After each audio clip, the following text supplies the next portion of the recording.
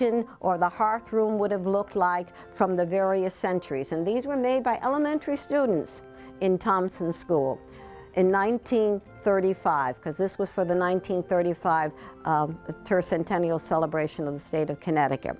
And these represented the 17th, 18th, and 19th century of the hearth or the kitchen, and then he goes on and represents up some of them into early 20th century of various other segments of a particular house. This is the parlor, and then over there we have the chambers. These dioramas were housed in a huge case. Actually, if it wasn't for him, he made that case the next year in 1936 with the help of the Parent Teachers Association. And actually, if he didn't have that showcase, I'm sure we wouldn't be having these dioramas in the condition that they are today.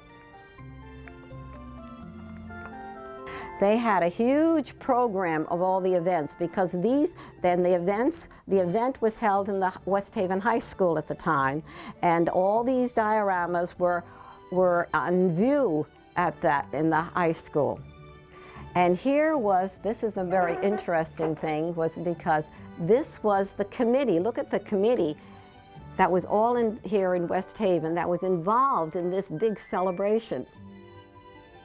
And who happens to be in this committee? The girl who married Lieutenant George Gorham. Well, this is she here, Mrs. Gorham, or Mrs. Louise. Mrs. Louise Gorham is in this picture right here. And the thing is, this picture was taken, believe it or not, at a luncheon. Guess where? Well, Mrs. Gorham, who of course was actually a Heitmann, and who in turn was a Ward, at this house.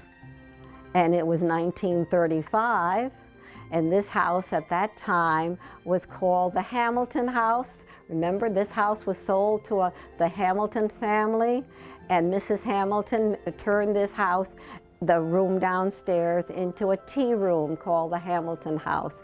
And this picture, they came here for their luncheon. Very interesting story. We have in our collection a great deal of clothing representing various eras. And one time we did have this whole exhibit room exhibiting a lot of our clothing. But because the pictures had women all with furs, we did have a little fur that we could show in this one, and we try to make this representative of a 1935 to go along with our exhibit. Also at this particular period of time, we have this. This is nothing but trash. Remember, this house was lived in from 1725 to 26. And consequently, all these people who lived here must have had loads of trash. And what did they do with their trash? As I tell the boys and girls, you think they had a trash man come on a particular period, a day of the week, and say, put out your trash barrel and we'll pick it up?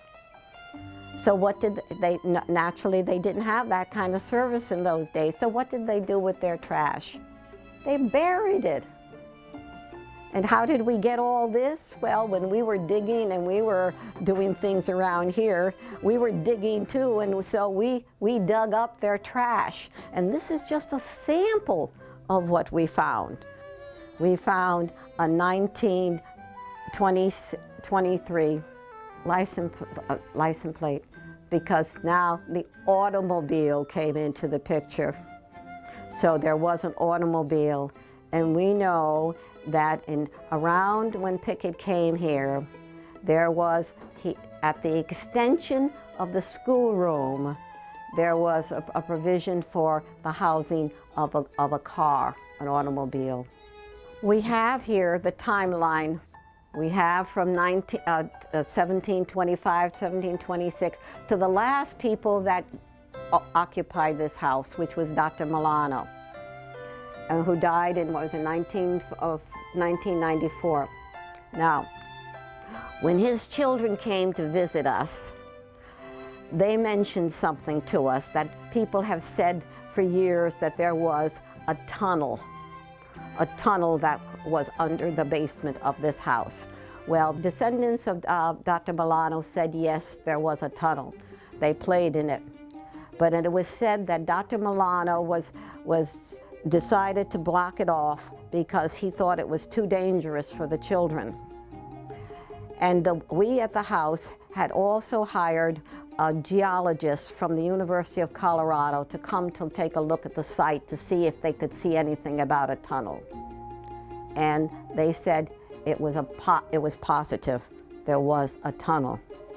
And they also, when they were looking, they found another tunnel, a tunnel on Ward Place in what they said was a two-family house. And the tunnel was in the basement of this house on Ward Place, and it was in the direct direction of this house, which also had the tunnel. So the question has come up, were the two tunnels connected from a Ward family in the Ward Place and here at the Ward-Heitmann house? That's sort of a mystery, because we actually never really have documentary proof of what the tunnels were used for.